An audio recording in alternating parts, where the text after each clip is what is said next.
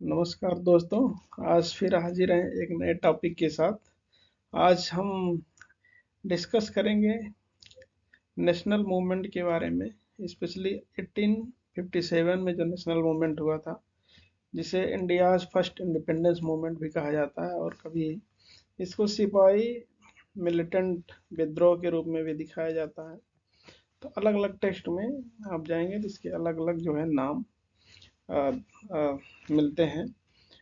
कोई भी मूवमेंट होता क्यों है, पहले ये हमको थोड़ा जानना है। और मूवमेंट आदमी करना क्यों चाहता है। तो पहला नंबर ये है कि जब आदमी व्यक्तिगत रूप से कोई काम करने में जब सक्षम नहीं रहता, जब उसकी बातें नहीं सुनती है, तो क्या करता है, कई लोगों को इकट्ठा करता है। फिर अपनी बातें रखने के लिए जो हायर अथॉरिटी है उसके पास जाता है। तो उसके लिए हमको कुछ चीज़ों की ज़रूरत पड़ती है, जिसे हमको एक कलेक्टिव एक्शन होना पड़ता है। मतलब बहुत सारे लोगों को इकट्ठा करिए, और उनके शेयर्ड गोल होने चाहिए, उनकी शेयर्ड आइडियोलॉजिकल आइडेंटिटी होनी चाहिए, या उसमें ऑर्गेनाइजेशनल स्किल होना चाहिए, और एक लीडरशिप होनी चाहिए। तो तभी वो जाकर अपनी बात मनवा पाते हैं। अगर आपके पास कलेक्टिव गोल नहीं है, तो आप जो है उस लार्जर लेवल पर अगर आप लोगों को इकट्ठा नहीं कर पाएंगे, तो फिर वो सोशल मूवमेंट नहीं होता। तो मूवमेंट क्यों होता है? मूवमेंट इसलिए होता है, या तो कोई भी चेंज है उसको आप नहीं चाहते हो कि चेंजेस हों, या तो कुछ नए चेंजेस लाने के लिए। तो स्पेशली दो ही मेन कारण होते हैं किसी भी सोशल मूवमेंट में या किसी मूवमेंट में। चेंज को रोकना है, चेंज नहीं होने देना, या फिर नया चेंज लाना है। दो ही कारण होता है।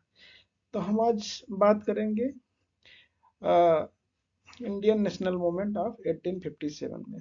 इसमें हम जानना चाहेंगे कि कारण क्या क्या थे जिसकी वजह से ये मूवमेंट हुआ, जिसको एक बहादुर सिपाही थे जिसका नाम था मंगल पांडे, उन्होंने इसको लीड किया था। और वो जो है उनके जो है कामों को थोड़ा हम देखने का प्रयास करें। तो अगर इस मूवमेंट को हम अगर अच्छी तरीके से गहराई से अगर समझने का प्रयास करते हैं, तो हमको थोड़ा इंडिया के बाहर भी देखकर मतलब देखने का प्रयास करना चाहिए, जिसके थ्रू ये हम अच्छी तरीके से समझ सकते हैं। तो 1857 अगर देखा जाए, तो इसके पहले क्या क्या घटनाएं घट रही थी जो लोगों को एक नए दिशा जो है दिखा रही थी। जिसे आप देखेंगे फ्रेंच रेवोल्यूशन 1789 से 99 तक चला। उसमें क्या हुआ, बहुत सारे नए नए चेंजेस। मतलब लोग, दरअसल उस समय जो मोनार्की सिस्टम था उससे लोग ऊब चुके थे, और चाहते थे कुछ ऐसा तरीका अपनाया जाए जिसमें जनता की बातों को सुना जाए। तो इंडिया में भी बहुत सारे जो है मोनार्की सिस्टम था यहाँ भी, और बहुत सारे किंगली स्टेट थे जिससे लोग ऊब चुके थे। और उस समय धीरे धीरे ब्रिटिश गवर्नमेंट अपने हाथों में उन क्लच में ले रहा था उन बहुत सारे राजाओं को, जिसमें आप देखेंगे झांसी की रानी है, या कई भी ऐसे अन्य स्टेट थे जिसमें उनको लिया जा रहा है। लेकिन आप हमको ये भी ध्यान देना है, वो समय था जब इंडस्ट्रियलाइजेशन की भी शुरुआत हो रही थी, स्पेशली वेस्टर्न कंट्रीज में। ये वही समय था जब बहुत सारे जो है रिफॉर्म हो रहे थे एग्रीकल्चरल सेक्टर में। तो उस आधार पे अगर हम देखेंगे, जो मिलिटेंट थे जिसने विद्रोह किया इसको 1857, वो कौन लोग थे। तो इसमें स्पेशली आप देखो कि ज़्यादातर मिलिटेंट जो थे, ज़्यादातर जो सैनिक थे, वो मतलब गांव से बिलोंग करते थे, जो एग्रीकल्चरल एक्टिविटीज़ में उनके घर वाले इन्वॉल्व हैं।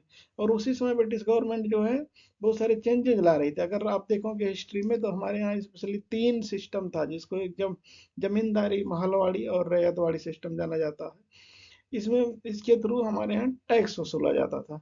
और टैक्स को क्या है, जो ब्रिटिश गवर्नमेंट है अपने लाभ के लिए दिन प्रतिदिन उस टैक्स को बढ़ा रही थी। ऊपर से एक जो है और रूमर फैला कि इसमें जो सैनिक बंदूकों में जो यूज किया जाता है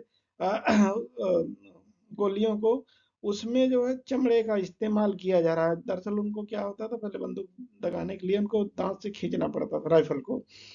तो वो बताते थे कि लोग चमड़े से, हमारे यहाँ जो है अनटचेबिलिटी की प्रैक्टिस बहुत ज्यादा होती थी, छुआछूत की भावना ज्यादा थी। लोग एक उम्र पहले कह रहे हम तो चमड़े को छू रहे हैं, हमको तो सोशली बाइकाट कर दिया जाएगा। इसलिए स्पेशली जो अपर कास्ट के थे, जो ब्राह्मण थे, उनको भी इस बात का भय था कि कहीं ये ऐसा सचमुच में नहीं है। और उसमें मंगल पांडे ने उसको इसलिए लीड किया, कह रहा नहीं नहीं, उन्होंने देखा तो सचमुच ये पाया कि नहीं, ये चमड़े के द्वारा बन रहा है। तो इसीलिए क्या हुआ, एक उसको उस आग को और हवा दी, जिसकी वजह से यह मूवमेंट और तेजी से फैल गया भारत के कई मतलब कई जो है अन्य जिलों में।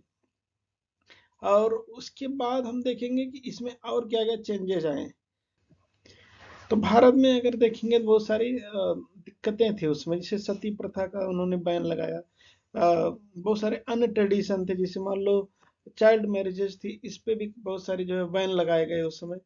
तो इसमें क्या हुआ, एक तबका जो है ना इससे नाराज भी हो रहा था, और वो जो है चाह रहा था कि नहीं, ये ब्रिटिशर हमारे लिए ठीक नहीं कर रहे हैं, और इसकी वजह से हमको बहुत सारी सामाजिक नई नई चुनौतियों के साथ सामना करना पड़ रहा है। तो इसीलिए क्या हुआ कि ये मतलब वो तो मतलब एक चिनगारी की तरह जो है हुआ, और इसीलिए उनको बहुत सारा सपोर्ट मिलता गया। अ- अगर इकोनॉमिक कॉजेस में देखेंगे तो हम इसमें देख सकते हैं कि बहुत सारा रेवेन्यू जनरेट करने के लिए अलग अलग प्रकार के टैक्स लगाए गए, और उसमें स्पेशली जो छोटे छोटे यहाँ हमारे यहाँ हथकरघा जिसको हैंडीक्राफ्ट और छोटी जो मिनी इंडस्ट्रीज थी उनको ना मतलब उनका विनाश कर दिया गया, मतलब और वो अपने बिजनेस को फैलाते रहे।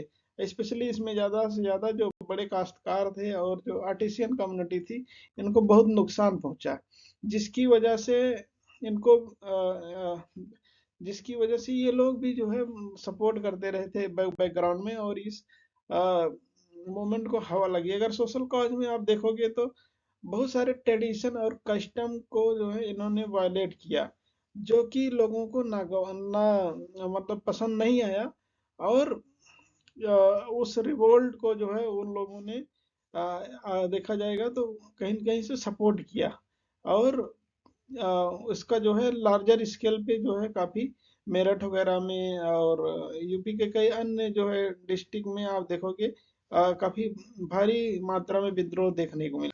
हाँ, जैसा कि हम देखेंगे लखनऊ में बेगम हजरत महल ने इस मूवमेंट को लीड किया, वहीं कानपुर में आप देखेंगे तो नाना साहेब बहुत जो है बढ़ चढ़कर हिस्सा लिया। झांसी में अगर झांसी में अगर आप देखते हो, जो कि अ, अ, दक्षिणी पार्ट में पड़ता है यूपी के, और उसमें रानी लक्ष्मीबाई ने जो है इसको जो है लीड किया। वहीं ग्वालियर में अगर आप देखते हो तो अ, उन्हीं का ही प्रभाव था, क्योंकि झांसी और मुरैना ग्वालियर सब लगभग आसपास में होते हैं। वहीं बिहार में आप देखोगे तो कुंवर सिंह जो है इस मूवमेंट को लीड किए, और काफी उनको हद तक सफलताएं भी मिली। हालांकि अगर आप देखेंगे तो इसमें जो लीडरशिप थी बहुत कमजोर हो रही थी, इसकी वजह से इसको बहुत लिमिटेड सक्सेस मिला।